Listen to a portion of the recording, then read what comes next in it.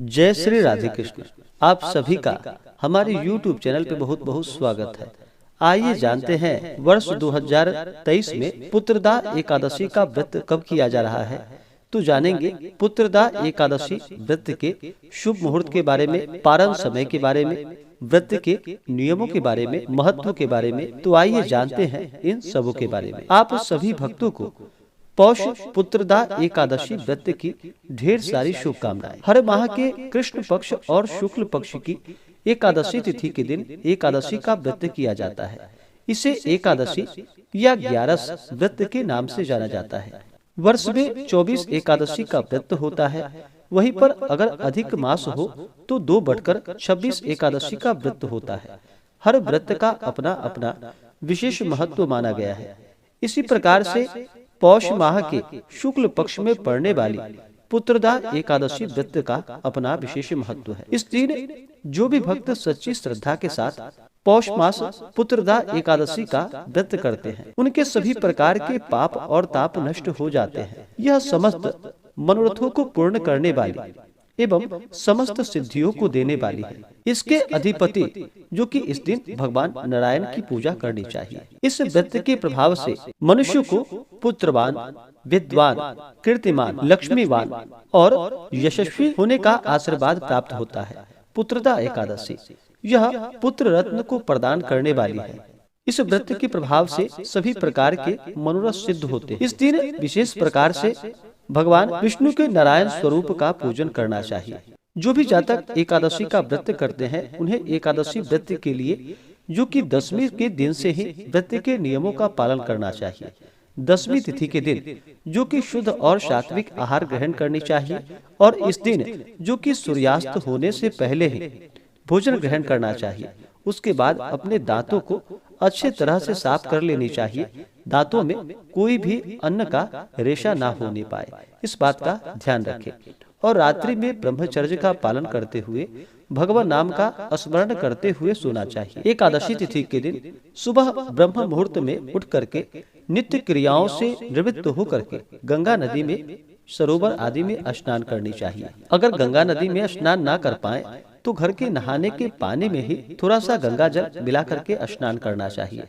शुद्ध वस्त्र धारण करना चाहिए और सबसे पहले भगवान सूर्य देव को अर्घ्य प्रदान करना चाहिए। फिर व्रत का संकल्प लेना चाहिए। भगवान श्री हरि विष्णु से प्रार्थना करनी चाहिए कि हे भगवान, आज मैं पौष मास की पुत्रदा एकादशी का व्रत करने जा रहा हूँ या करने जा रही हूँ। यह व्रत मेरा सफलता पूर्वक पूर्ण हो। आप हमें आशीर्वाद प्रदान करें। हमारे सभी प्रकार के दैविक, दैहिक, भौतिक पाप नष्ट हो और हमारे मनोरथ सिद्ध हो। आपके मन में जो भी इच्छा हो, जो भी कामना हो, वह प्रभु से कहें। और इस दिन जो कि दिन रात्रि उपवास रहते हुए व्रत को धारण करना चाहिए। जो उपवास नहीं रह पाते हैं, जिनका स्वास्थ्य सही ना हो, वो एक समय फलाहार का सेवन करें। और इस दिन भगवान का पूरे विधि विधान के साथ एकादशी तिथि के दिन सुबह और शाम के वक्त पूजन करना चाहिए। कथा श्रवण करनी चाहिए, भगवान की आरती करनी चाहिए, भगवान नाम का स्मरण, भजन कीर्तन आदि का कार्य करना चाहिए। और रात्रि में जो कि जागरण करते हुए समय को व्यतीत करना चाहिए। एकादशी व्रत में रात्रि जागरण करने से अनंत गुना पुण्य फलों की प्राप्ति होती है। तो रात्रि में जागरण आदि का कार्य करते हुए और द्वादशी तिथि के दिन सुबह उठ करके स्नान करके शुद्ध वस्त्र धारण करके भगवान का पूजन कर ले, उनकी आरती कर ले। उसके बाद फिर ब्राह्मणों को भोजन करवाए, ब्राह्मणों को दान और दक्षिणा दे, गरीबों को भोजन करवाए और फिर समय के अनुसार व्रत का पारण करें। इस प्रकार से सच्ची श्रद्धा के साथ और विश्वास के साथ भगवान का पूजन करना चाहिए। व्रत के लिए मन में बिल्कुल भी अश्रद्धा नहीं होनी चाहिए। अगर व्रत के लिए मन में अश्रद्धा हो तो वह व्रत निष्फल ही माना जाता है। इस प्रकार व्रत के लिए मन में संशय ना हो और पूर्ण श्रद्धा भक्ति भाव के साथ ही भगवान का पूजन आदि का कार्य करना चाहिए। इससे भगवान अति प्रसन्न होते हैं और सभी प्रकार के पापों को नष्ट कर देते हैं। जब व्यक्ति के पाप और ताप नष्ट होते हैं, तभी उनके पुण्यों का उदय हो पाता है। उसके बाद ही सभी प्रकार के सांसारिक सुखों की प्राप्ति हो पाती है। तो अब आइए जानते हैं पौष मास शुक्ल पक्ष वर्ष 2023 जो कि 2023 की पहली एकादशी है। तो जानते हैं शुभ मुहूर्त के बारे में। एकादशी तिथि प्रारंभ समय जो कि 1 जनवरी 2023 दिन रविवार शाम 7:13 और एकादशी तिथि की समाप्ति होगी 2 जनवरी 2023 दिन सोमवार रात्रि 8:25। तो हमें शुद्ध रूप से सूर्योदय व्यापनी के अनुसार जो समय प्राप्त हो रहा है वह समय 2 जनवरी 2023 दिन सोमवार को प्राप्त हो रहा है। तो इस दिन इस व्रत को किया जाएगा। और द्वादशी तिथि की जो समाप्ति होगी वह 3 जनवरी दिन मंगलवार रात्रि 10:03 पे द्वादशी तिथि की समाप्ति होगी। और एकादशी व्रत का जो पारणा किया जाता है वह हरिवासर समाप्त होने के बाद ही पारण करना चाहिए। हरिवासर का समय जो कि द्वादशी तिथि का पहला चौथाई हिस्सा यह हरिवासर का होता है। तो इस कारण से हरिवासर समाप्त होने के बाद ही व्रत का पारण करना चाहिए। तो पुत्रदा एकादशी व्रत का पारण जो कि 3 जनवरी 2023 दिन मंगलवार को पारण किया जाएगा। और पारण का समय सुबह 7:12 से सुबह 9:20 तक व्रत का पारण किया जाएगा। पुत्रदा एकादशी व्रत का पारण जो कि गोमयेन पारणम गाय के गोबर से व्रत का पारण किया जाएगा। यह संभव ना हो तो आप तुलसी दल और जल से व्रत का पारण करें। एकादशी तिथि के दिन सूर्योदय का जो समय होगा वह समय सुबह 6:43 और सूर्यास्त शाम 5:19। एकादशी तिथि के दिन योग जो कि सिद्धि योग होगा सुबह 6:55 तक। उसके बाद श्राद्ध योग जो कि अगले दिन सुबह 6:51 तक। उसके बाद फिर शुभ योग होगा। तो इस बार एकादशी तिथि में जो योग पड़ रहा है यह बड़ा ही पुण्य फल दायक है और सर्वार्थ सिद्धि योग भी होगा जो कि यह अनंत गुना पुण्य फल दायक है। तो भगवान का पूरे विधि विधान के साथ पूजन करें। एकादशी तिथि के दिन जो राहु काल का समय होगा वह समय सुबह 8:03 से सुबह 9:23 तक जो कि 2 जनवरी 2023 को राहु काल का समय होगा। तो राहु काल समय के दौरान कोई भी शुभ कार्य या नया कार्य नहीं करना चाहिए, यह लाभकारी नहीं होता है। तो राहु काल समय छोड़ करके ही पूजन आदि का कार्य करना चाहिए। नक्षत्र जो कि भरणी नक्षत्र एकादशी तिथि के दिन जो कि दोपहर 2:24 तक। उसके बाद कृतिका नक्षत्र। इस दिन भगवान का जो कि पूरे विधि विधान के साथ पूजन करना चाहिए। और इस दिन जो कि भगवान विष्णु भगवान नारायण को बछड़े वाले गाय के दूध से अवश्य ही स्नान करवाना चाहिए। जिस गाय का बछड़ा हो उस गाय का ही दूध लेनी चाहिए और फिर भगवान को उसी दूध से स्नान करा करके उसको फिर प्रसाद के रूप में ग्रहण करना चाहिए।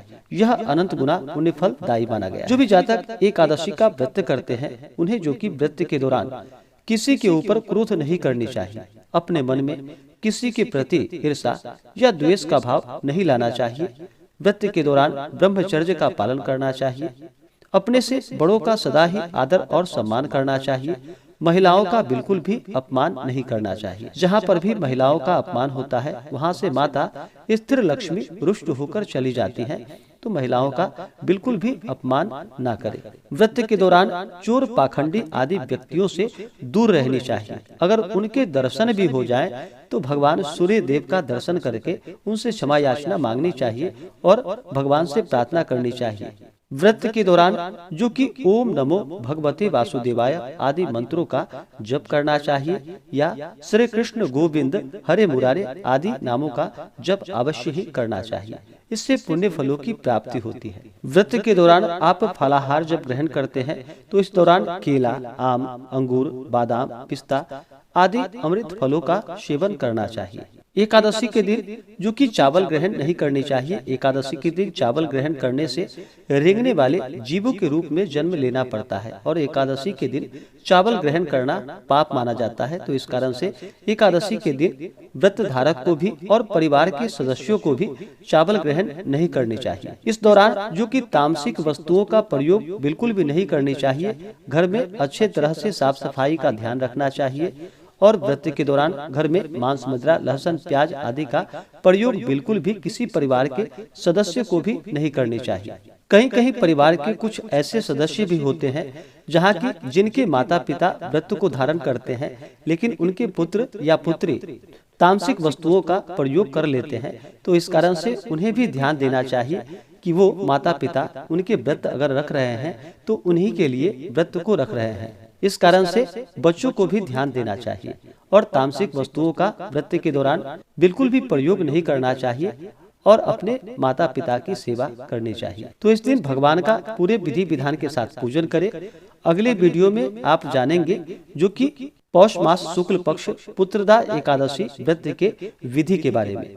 तो आशा करता हूँ कि यह जानकारी आपको अच्छा लगा हो। ऐसे ही ज्ञानवर्धक जानकारियाँ प्राप्त करने के लिए हमारे इस चैनल पे अगर आप नए हैं तो चैनल को लाल बटन दबा करके सब्सक्राइब करें, साथ में बेल आइकन घंटी को दबाएं ताकि मेरे वीडियो का नोटिफिकेशन आपको समय से मिलता रहे। वीडियो को लाइक करें, शेयर करें, सुखी रहें और स्वस्थ रहें। जय श्री राधे कृष्ण। धन्यवाद।